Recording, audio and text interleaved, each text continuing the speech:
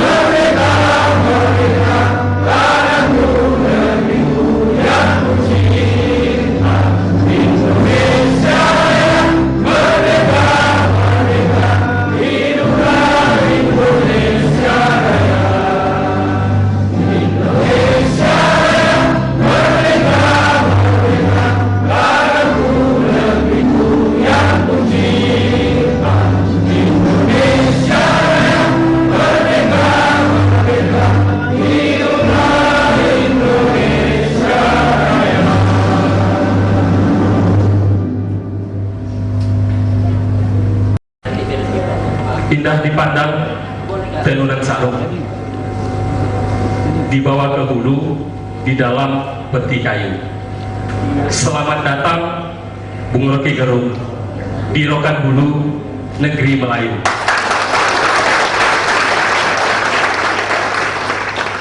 Assalamualaikum warahmatullahi wabarakatuh. Pengarayan ini dalam rangka seminar dan talk show yang ditaja oleh Badan Eksekutif Mahasiswa Fakultas Ilmu Komputer Universitas Pasir Pengarayan, Pendidikan dan Kebudayaan Republik Indonesia, dan Pak Rektor.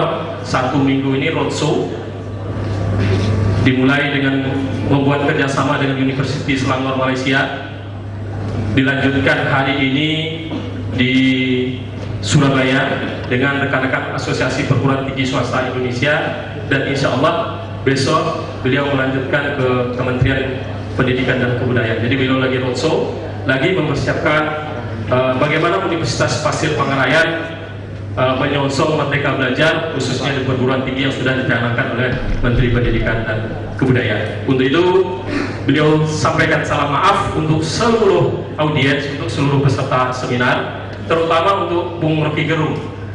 Beliau sampaikan salam maaf, dan beliau termasuk juga yang ngefans dengan akal sehatnya yang ditebarkan oleh Bung Rocky Gerung. Sampaikan salam maaf saya kepada Bung Rocky Gerung, itu pesan beliau.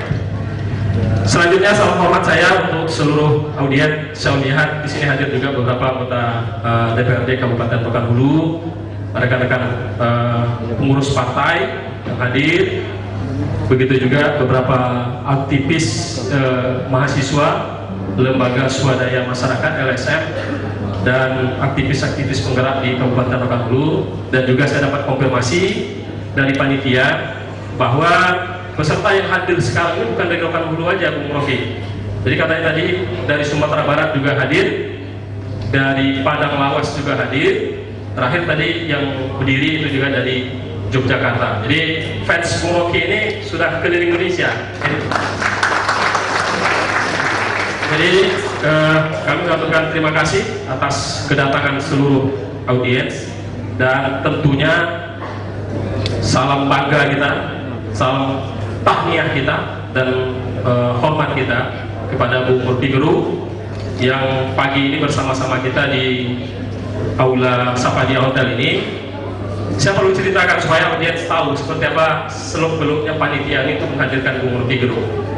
Saya harus akui ini gagasan penuh dari BEM Fakultas Ilmu Komputer. Ada Bung Anas dari Hani, Bung Anas yang berdiri pakai jaket alma mater. Beliau lah yang mengkomunikasikan dengan Bung Rocky Gerung, dan kami cerita dari Pekanbaru ke Pasir Pangarayan itu untuk sampai April jadwal Bung Rocky Gerung ini sudah penuh gitu. Dan saya nggak tahu kenapa ke Pasir Pangarayan beliau sempat-sempatnya diri, dan komunikasi kita hanya 2 minggu. Jadi kita beri aplaus dulu untuk Bung Anas dan kawan-kawan. Dan informasi untuk ke Pekanbaru katanya 20 Februari ya Bung Rocky, katanya nanti akan ke Pekanbaru lagi, jadi ke Universitas Riau. Tapi pertama roadshow-nya ke Universitas Pasir Pangarayan. Ini aplaus untuk kita. Bapak dan Ibu hadirin yang saya banggakan, tentu kami menyambut baik dari Universitas Pasir Pangarayan gagasan adik-adik mahasiswa ini, karena virus akal sehat yang ditular oleh Bung Rocky Gerung ini sangat berdampak positif. Dan kalau kami tidak salah penafsiran, sangat sedikit barangkali yang konsisten mengkritisi kebijakan pemerintah, atau bahkan mungkin Bung Rocky ini satu-satunya sekarang yang masih konsisten mengkritisi kebijakan pemerintah yang tidak tepat sasaran. Tentu selama ini warga Pekanbaru melihat beliau itu hanya melalui media televisi. Paling sering kita nantikan di ILC. Kemarin terakhir katanya ILC beliau nggak hadir gitu loh. Nggak hadir itu beliau cerita sendiri kenapa nggak bisa hadir. Nah, jadi ini gitu, dan itu sangat ditunggu-tunggu. Saya yakin dan percaya warganet atau masyarakat sangat menunggu-nunggu Bung Rocky ini muncul di televisi, karena virus akal sehat ini, gagasan-gagasan ide beliau yang out of the box itu sangat ditunggu oleh masyarakat. Karena hari ini kita sangat sulit mendapatkan informasi yang valid ya, karena banyak berita yang beredar di media sosial dan lain sebagainya itu kebanyakan hoax gitu. Maka saya juga salah satu yang mengagumi Bung Rocky Gerung ini. Saya lihat kalau Bung Rocky ini ngomong pasti datanya valid gitu. Dan itu jadi referensi juga bagi dunia kampus. Jadi saya pikir kegiatan kita pagi ini, seminar ini sangat baik, dan saya sangat berharap Bung Rocky nanti bisa menginspirasi kita semua. Karena saya perlu sampaikan, hari ini Universitas Pasir Pangarayan jumlah mahasiswa kita di angka 3.000, dan mayoritas memang mahasiswa kita berasal dari Pekanbaru ini dan kabupaten atau provinsi tetangga. Problem kita hari ini adalah anak-anak daerah punya kesempatan yang sangat sedikit untuk bisa melanjutkan ke perguruan tinggi. Problemnya ya salah satunya adalah problem finansial. Jadi saya berharap Bung Rocky Gerung bisa membuka wawasan kita semua bagaimana anak milenial hari ini, bagaimana anak-anak kita yang hari ini di SMA dan sederajat itu nanti jangan takut, dan memang pendidikan itu harus menjadi prioritas. Itu poin barangkali yang ingin kami dapatkan nanti Bung Rocky. Dan berikutnya kita juga berharap Bung Rocky bisa memberikan paparan seperti apa anak-anak muda hari ini, anak-anak milenial menghadapi paradoks demokrasi di negeri kita. Kita sangat bisa melihat di media bahwa katanya negeri kita negeri demokrasi, tetapi mengkritik itu sekarang tidak bebas lagi. Jadi paradoks ini perlu perlu masyarakat itu diberikan pemahaman seperti apa mereka menyikapi problem paradoks demokrasi sesuai dengan tema yang ditetapkan oleh panitia ini, eksistensi dan kontribusi kaum milenial dalam menyikapi paradoks demokrasi di negeri Melayu. Ini barangkali yang ingin saya sampaikan, dan sekali lagi terima kasih Bung Rocky. Kata beliau tidak terpaksa ke Rokan Hulu ini, dan beliau memaksakan diri untuk hadir ke Rokan Hulu. Tentu terima kasih dan aplaus kita berikan kepada Bung Rocky. Demikian saja kata sambutan dari kami mewakili Rektor Universitas Pasir Mangarayan. Seraya menyerahkan diri kepada Allah Subhanahu Wa Taala, kita berharap kegiatan ini sukses mulai dari awal hingga nanti kita berakhir di sesi terakhir dengan mengucapkan Bismillahirrahmanirrahim. Seminar dan talkshow ilmiah secara resmi dibuka. Billahi taufiq wal hidayah. Assalamualaikum warahmatullahi wabarakatuh. Oleh moderator Saya Muhammad Zuhri dan saya Rina Zain. mohon pamit undur diri. Wabillahi taufiq wal hidayah. Wassalamualaikum warahmatullahi wabarakatuh.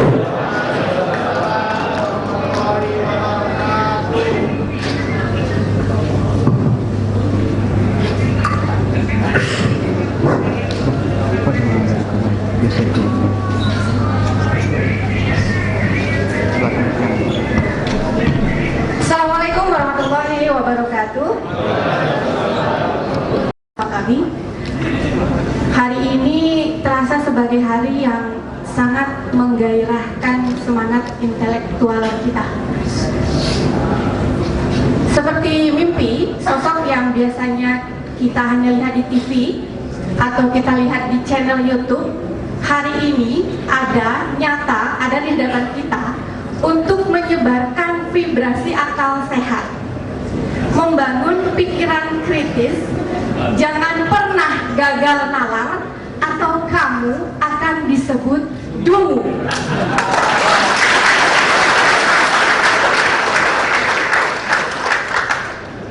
Saya agak kritik MC tadi. Bang Rocky itu bukan motivator. Bang Rocky itu provokator. Provokator akal sehat. Tepuk tangannya Bang ya sebagai ucapan selamat datang untuk the one and only Rocky Gerung.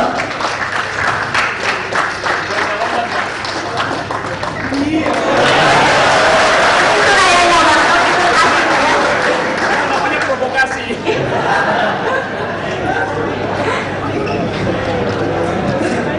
Bang Rocky, akhirnya sampai juga di kampung kami. Negeri Suluk bernama Rokan Hulu. Tadi malam sudah mencicip durian dan juga lingkitan. Bang Rocky suka sekali dengan langkitan ya. Lingkitan ya. Oh baik, dan durian tembaga. Nah, Bang Rocky seperti tadi yang disampaikan oleh Pak WR, ini semua orang datang ke Rokan Hulu, bukan hanya dari Rokan Hulu saja peserta, tapi semua tertarik ke sini karena ada magnetnya di sini bernama Rocky Gerung. Ada dari Pekanbaru, dari Sumatera Barat, Sumatera Utara, ada juga tadi yang dari Yogyakarta. Nah, terkait tema kita pada hari ini, Bung Rocky, millennials dalam paradoks demokrasi. Masa depan bangsa itu ada di tangan milenial, Bang Rocky. Dan kami sebagai para milenial ini perlu gambaran tentang seperti apa kondisi politik pada hari ini. Demokrasi kita ini arahnya kemana? Milenial jangan hanya bisa jadi partisan, jangan hanya bisa pencitraan tanpa punya gagasan dan pemikiran. Milenial harus punya determinasi untuk membangun kecerdasan berpikir secara terus-menerus, terutama bagi kita yang ada di daerah ini. Ini yang selanjutnya sepenuhnya saya akan serahkan kepada Bang Rocky untuk memberikan provokasi. Baik, silakan. Oke. Sama gitu aja ya.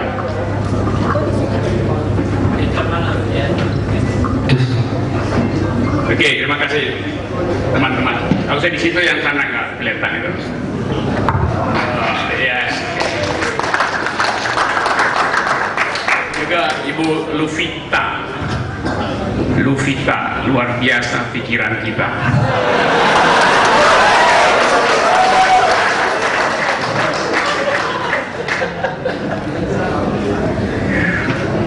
Sirip Pinang sudah kuterima, akan ku kenang tak akan sirna. Dapat ya mantunya? Mantap. Oke, terima kasih. Ini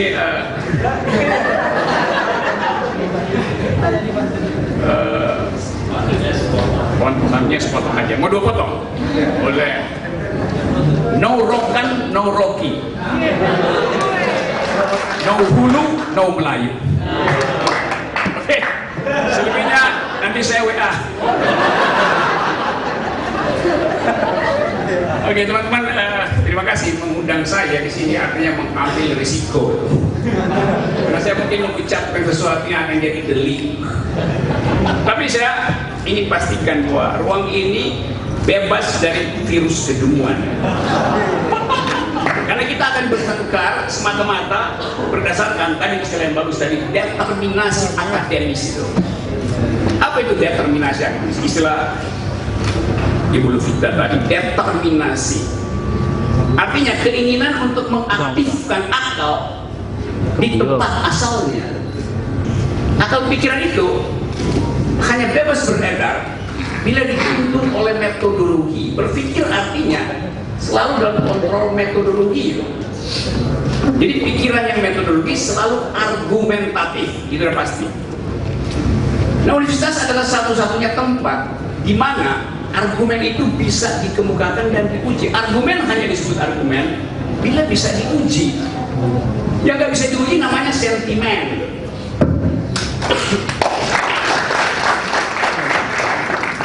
Tadi Pak Fahmi mengucapkan itu.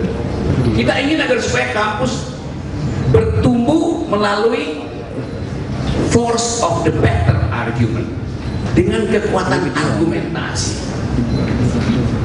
Ustaz Junaidi juga mengucapkan hal yang sama. Kitab suci adalah tuntunan untuk berpikir. Karena kemampuan manusia untuk menghasilkan keadilan itu ditentukan oleh kemampuan dia untuk memikirkan mana yang adil, mana yang tidak adil. Itu pertama-tama. Nah, politik adalah cara mendistribusikan keadilan. Itu inti dari politik. Politik hanya disebut politik kalau diupayakan untuk mendistribusikan keadilan. Sama dengan kampus, pikiran hanya disebut pikiran kalau ada perbedaan pikiran. Jadi kampus yang ada perbedaan pikiran itu bukan kampus. Nah, kita lihat hari-hari ini, kalau kita ingin evaluasi cepat-cepat demokrasi, paradoks demokrasi negeri ini, paradoksnya terletak pada pengendalian pikiran di kampus. Saya bicara di seluruh pelosok kampus dan orang takut untuk berpikir karena ada tutorisasi kekuasaan. Kemarin saya mungkin 2 minggu lalu saya ada di Ternate, kasih kuliah umum tempat yang sama. Tiba-tiba ada demonstrasi karena ada 4 orang mahasiswa dipecat oleh rektor Universitas Negeri Ternate. Saya tanya, kenapa kalian dipecat? Apa kalian dungu? Dia bilang, IP kami bagus, kami ikut ujian, kami belajar, tapi kami demo tentang hak asasi manusia, lalu kami dipecat. Ajaib bahwa pikiran tentang hak asasi manusia didemonstrasikan bahkan di luar kampus, tapi dipecat oleh rektor. Orang hanya boleh dipecat kalau dia dungu, kalau dia nggak mampu untuk memenuhi target akademis yang distandarkan di kampus. Bukan karena dia berpikir alternatif. Justru orang yang berpikir alternatif dia harus diunggulkan karena dia adalah calon teknopreneur. Berpikir alternatif adalah potensi pertama untuk mengambil tanggung jawab di wilayah yang penuh dengan kecemasan, penuh dengan ketidakpastian. Teknopreneur adalah orang yang berselancar di area yang tidak pasti. Udah pasti jadi birokrasi itu. Itu bedanya teknopreneur dengan birokrat. Birokrat udah pasti hidupnya karena dijamin oleh negara, bahkan pensiunnya. Teknopreneur mengambil risiko. Jadi itu luar biasa, menuju kampus teknopreneur, artinya mengambil risiko di 2035. Jadi itu bisa gagal, bisa berhasil. Anda jadi teknopreneur, Anda nggak akan digaji oleh negara. Anda menggaji diri sendiri dan menggaji orang lain. Jadi beban itu sungguh luar biasa. Saya balik dulu pada soal paradoks demokrasi. Paradoks pertama tadi saya katakan bahwa kampus menutup pertukaran pikiran. Maka dari awal kita bisa lihat akibatnya nanti, yaitu bahwa kebebasan untuk meraih pandangan dunia akan tercegah oleh ketakutan tidak memenuhi standar akademis kampus yang diintervensi oleh bahasa kekuasaan. Jadi paradoks pertama adalah kampus harusnya dibebaskan untuk memberi kritik, karena kampus memang satu nafas dengan kritik. Kampus yang disebut kampus kalau ada kritik. Pendapat hanya disebut pendapat kalau ada perbedaan pendapat. Kalau Anda berpendapat kalian tentang pendapat Anda, itu artinya Anda sedang berdoa.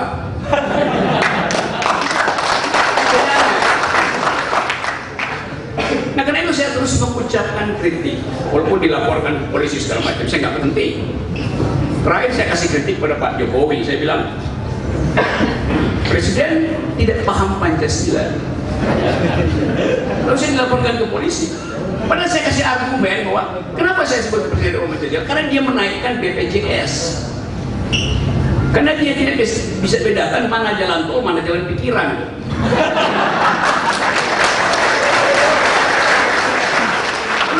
Dilaporkan. Jadi itu ajaibnya.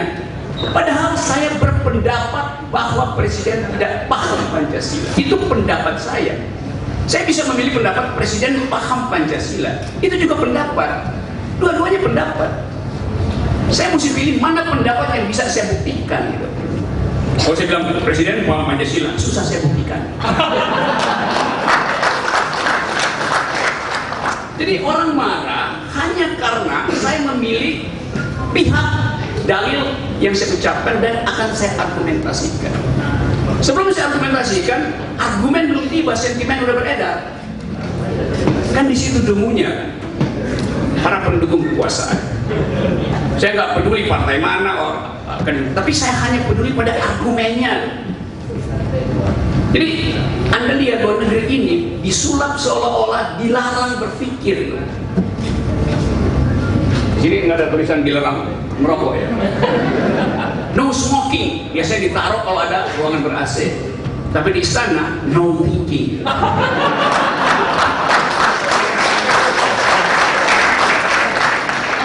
Jadi sekali lagi tanpa beban itu saya ucapkan, karena saya bukan politisi, saya nggak punya partai.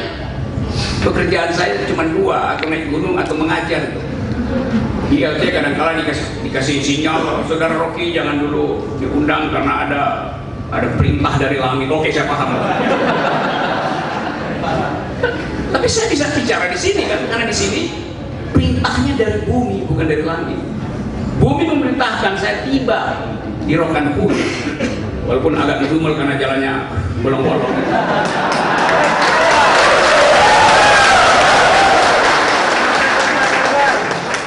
Tapi supaya saya pastikan saya harus tiba, karena saya percaya di sini tidak ada akal yang bolong.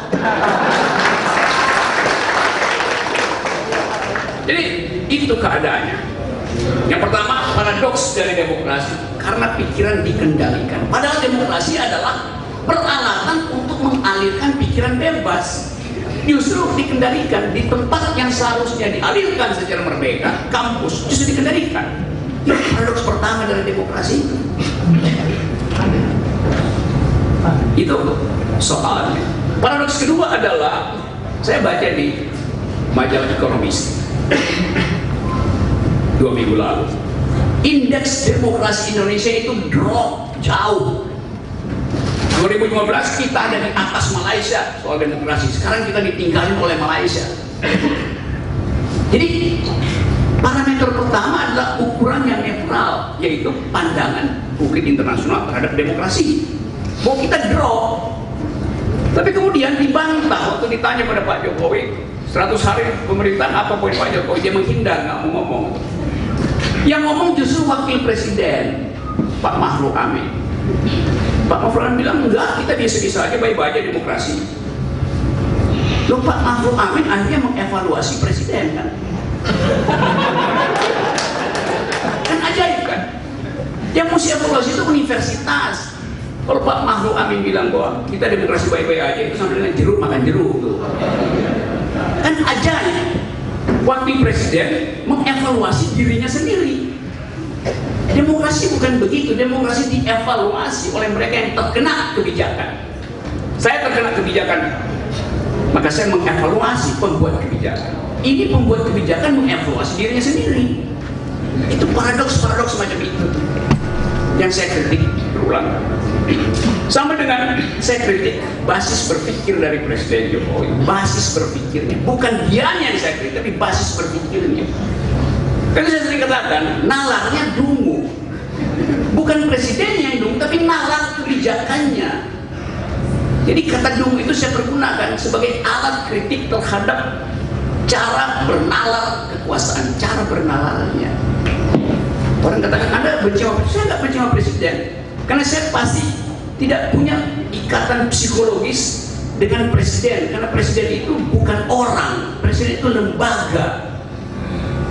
Saya kritik presiden di dalam statusnya sebagai pemimpin yang dipilih, karena saya terlibat di dalam politik, maka saya berhak memberi kritik. Jadi itu nilai pertama demokrasi yang mesti kita edarkan di mana. Kita memberi kritik pada lembaganya. Sama orang bilang itu anak presiden, presiden nggak punya anak, yang punya anak itu Jokowi. Mana ada presiden punya anak? Kalau ditanya istrinya siapa?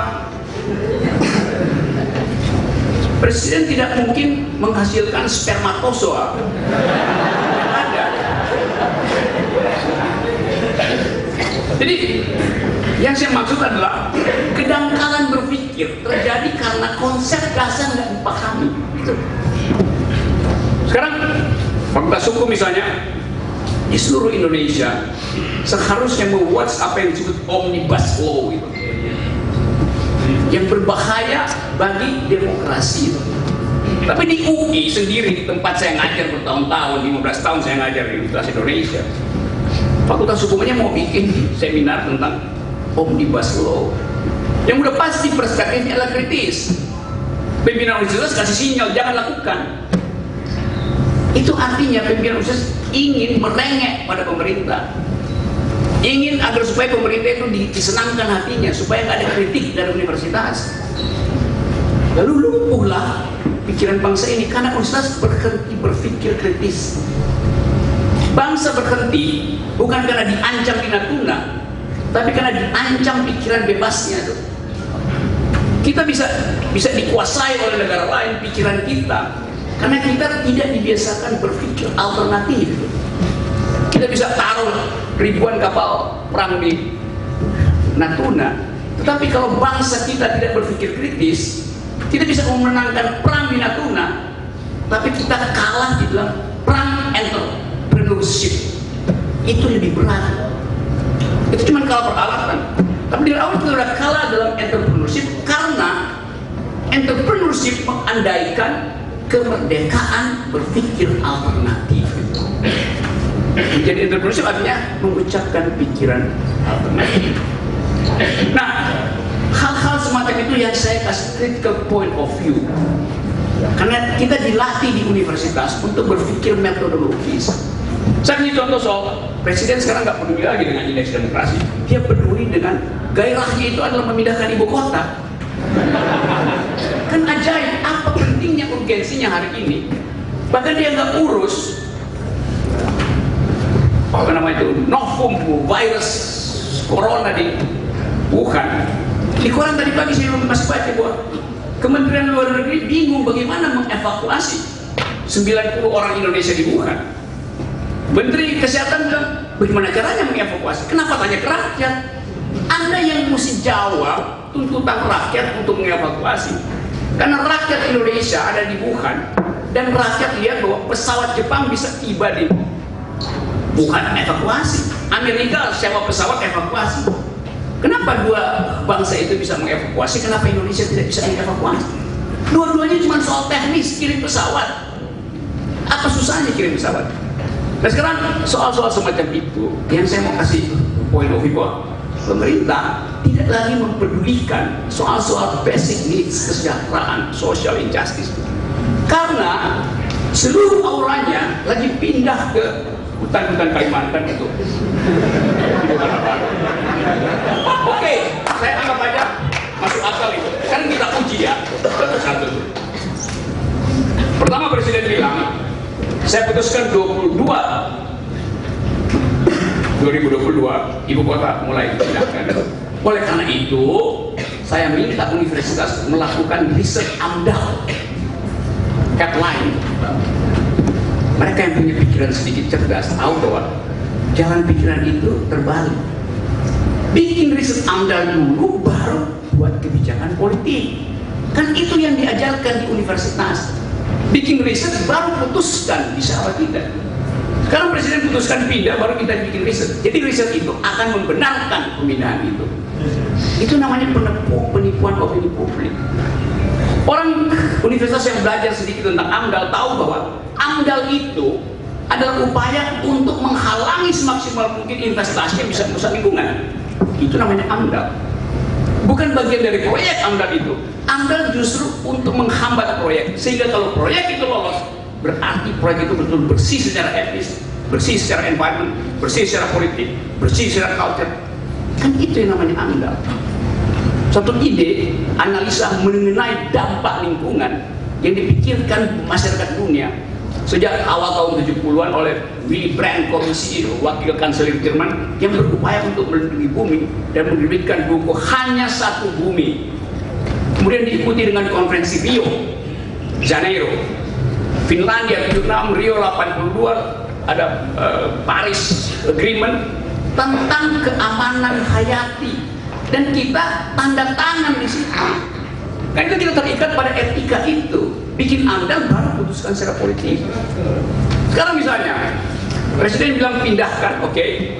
Terus UPP bilang tidak bisa pindah karena menurut riset kami itu berbahaya terhadap kehidupan cacing di bawah tanah yang punya hak untuk hidup tentram, nggak boleh digali. Kehidupan burung di hutan Kalimantan yang pasti terganggu komutasinya. Burung itu nggak bisa berkembang biak, nggak bisa bercinta kalau ada bising pesawat terbang yang masuk keluar itu.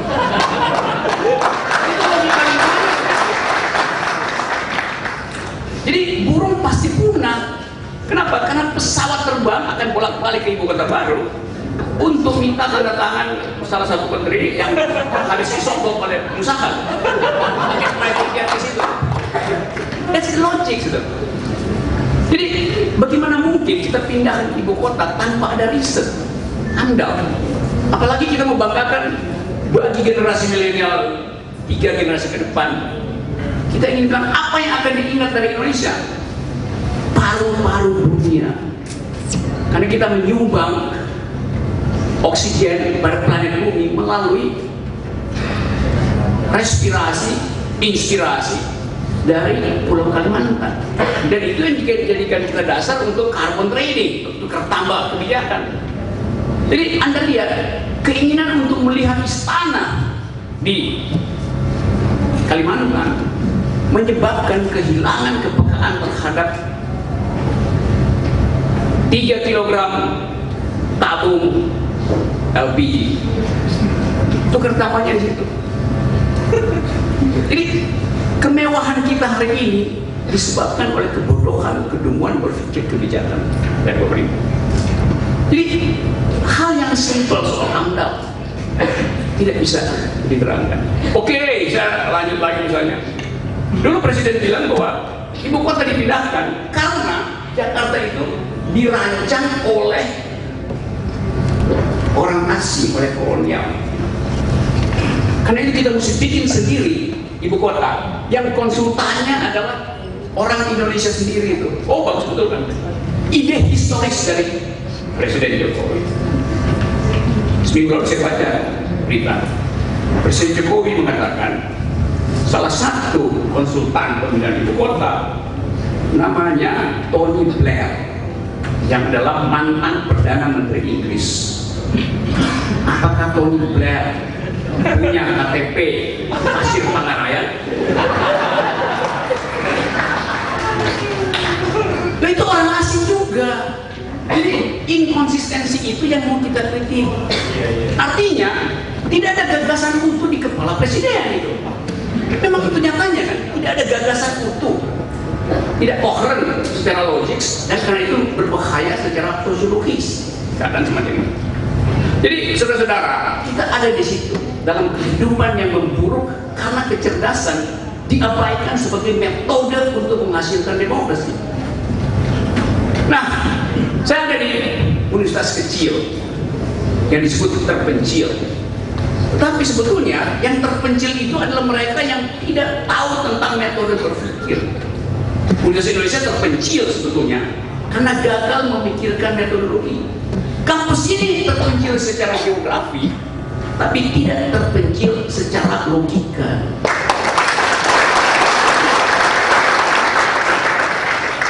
Itu soalnya. Kalau Anda misalnya mau bersaing dengan universitas dunia, ya sudah, itu adalah soal individu. Kenapa? Karena yang bersaing dengan Harvard University atau Yale University bukan UI, tetapi mahasiswa Yale versus mahasiswa UI, mahasiswa Harvard versus mahasiswa UPP. Kenapa? Karena kita difasilitasi oleh cyberspace. Saya bisa berdebat dengan profesor di London School of Economics di London terhadap satu isu justice. Karena dia punya website, saya punya website, kita berdebat di situ. Dia nggak tahu saya siapa, dia nggak peduli saya datang dari universitas mana, tapi dia akan lihat cara berpikir Anda unggul apa tidak. Kalau Anda masuk di perusahaan-perusahaan besar startup di luar negeri, dia nggak tanya Anda lulus dari universitas mana. Itu pertanyaan kedua. Dia nggak lihat ijazah Anda di Stanford or rektor mana. Dia Google dan dia lihat Anda pernah berdebat soal startup dengan siapa itu. Itu syarat menjadi entrepreneur sekarang adalah Anda pernah berdebat dalam satu ide dengan siapa aja. Baru dia tanya datang dari mana. UPP. Oh, makin hebat ya karena UPP. Karena UPP, ya. Karena dia akan share UPP. Oh, ini UPP ini pernah menghadirkan Rocky Gerung yang mengajarkan logika itu. Apa?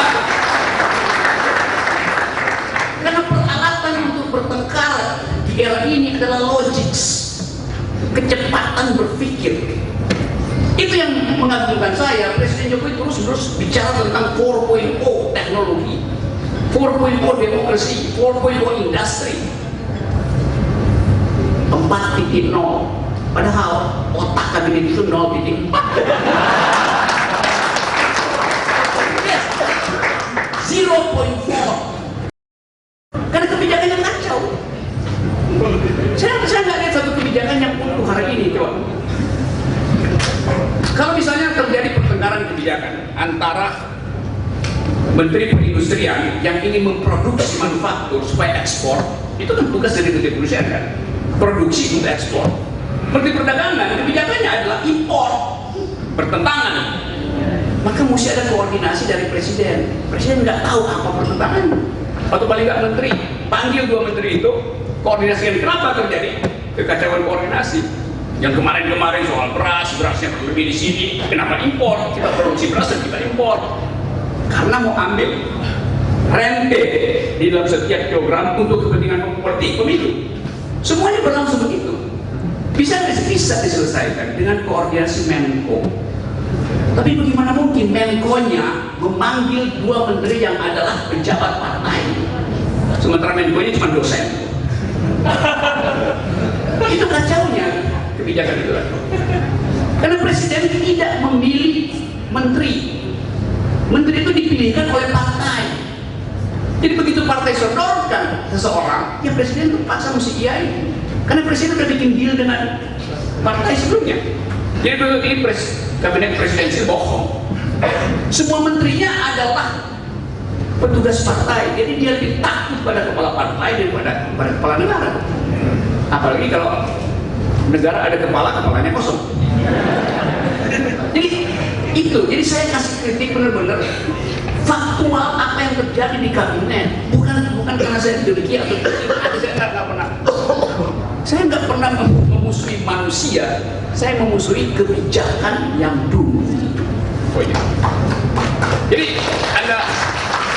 Anda lihat keadaan hari ini, kita berupaya untuk mengaktifkan akal sehat dari tempat yang secara batin ya saya merasa ini tempat yang paling indah untuk mengucapkan pikiran. Ada di atas bukit dengan udara yang masih segar, kebetulan dari asap.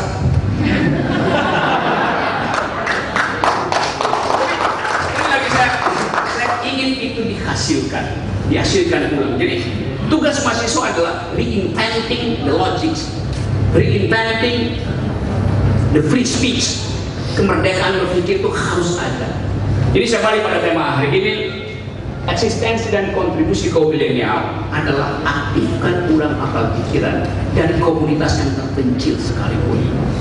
Tentu saya tahu ada kesulitan saudara-saudara untuk secara ekonomi, karena ya itu nasib dari sebuah lokasi yang tergantung pada komunitas. Padahal komunitas itu tidak kita tentukan harganya, ditentukan oleh harga dunia. Sekarang pemerintah sudah bilang, ya gimana kita mau pertahankan harga, kita terikat pada harga dunia. Jadi ini ada faktor global. Nah justru di dalam keadaan faktor global dominan, pemerintah harus punya affirmative action untuk memindahkan anggaran dari pembangunan jalan tol ke pembangunan jalan pikiran. Kenapa? Karena konstitusi kita, undang-undang dasar kita hanya mewajibkan dua hal pada presiden. Presiden ditugaskan oleh konstitusi untuk mencerdaskan kehidupan bangsa dan memelihara fakir miskin. Cuma dua itu. Artinya anggaran negara diambil dulu untuk pendidikan dan kesejahteraan, baru soal lain. Itu logikanya. Jadi hak saudara-saudara untuk menuntut 20% pendidikan itu tiba di program. Dan itu harus konsisten di dalam semua soal. Di sini ada banyak perusahaan besar, tapi CSR-nya masuk ke Pemda, bukan masuk ke lembaga komunitas. Karena aturannya keliru. CSR itu waktu dibuat filosofinya 30 tahun lalu di debat di Global Compact di PBB, inti dari CSR adalah menguji kesadaran moral dari korporasi. Menguji, karena korporasi sudah dipajakin. Sekarang kesadaran moralnya tidak perlu diformalkan. Yang saya tahu di daerah segala macam, CSR itu dipaksa oleh Pemda untuk diserahkan pada Pemda. Nanti Pemda distribusi, nggak begitu cara berpikir saya. Pemerintah juga nggak ngerti apa itu asal usul CSR. Jadi kerelaan CSR itu yang ditampilkan sebagai bagian dari investasi etis perusahaan. Itu disebut corporate social responsibility, tanggung jawab. Tanggung jawab itu datang dari hati nurani. Kalau korporasinya lihat, wah UPP diajarkan tentang ecological logic, diajarkan tentang reasoning, maka si perusahaan itu akan memilih memberi CSR-nya pada UPP ketimbang pada Pemda yang dia tahu bakal dikorup. Saya terangkan normativitasnya. Nah sekarang korporasi nggak tahu keadaan di sini. Korporasi nggak tahu bahwa kita lagi bicara tentang global issue, millennials. Karena korporasi dihalangi untuk mengetahui keadaan oleh birokrasi itu. Itu kacaunya. Apalagi nanti korporasi bilang, oke, CSR sudah dikasih kemana? CSR di Rokan Hulu, tibanya di Jakarta Barat. Ajaib. Karena dianggap daripada di sini nggak jelas dia kasih ke sana. Karena salah konsep tadi itu. Jadi persahabatan antara universitas dan korporasi tidak boleh dihalangi oleh birokrasi, itu prinsipnya. Nah itu soal yang besar sekali karena ada kepentingan politik, ada persaingan politik di daerah. Nah saya membaca ketidakadilan bukan pada keadaan real, tapi mulai dari kebijakan di APBD.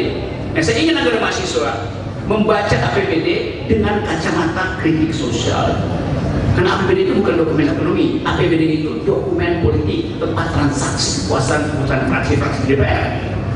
Jadi hak saudara untuk bawa tagar masuk ke DPR, tagih mana APBD-nya, kita mau periksa dengan dasar etis, bukan karena benci pada anggota DPR-nya, tapi karena kalau anggota DPR juga kurang tahu fungsi sosial dari anggaran itu.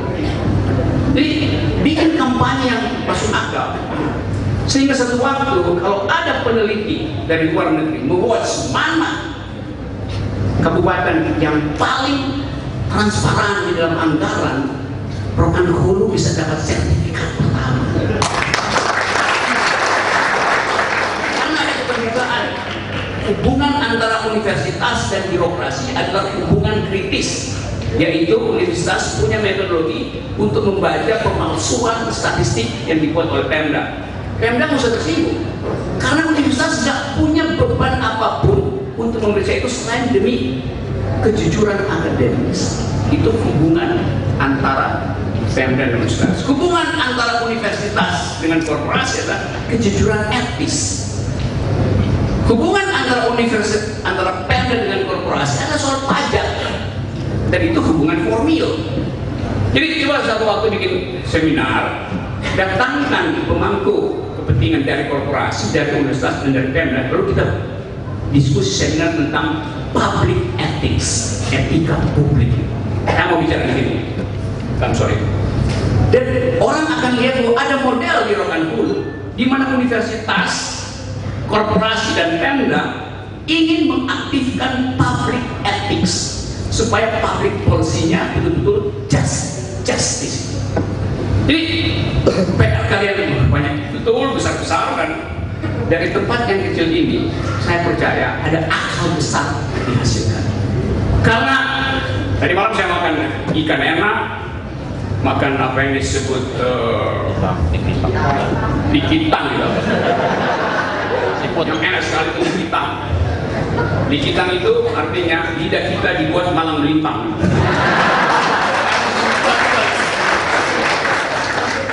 Tapi kita boleh malang melintang menikmati dikitang, tapi otak kita tidak boleh malang melintang membahas kebijakan Pemda. Itu semua saya kira, dan terima kasih karena saya sudah dijamu makan ikan yang enak. Ikan itu memang harus dimakan, bukan dihafal.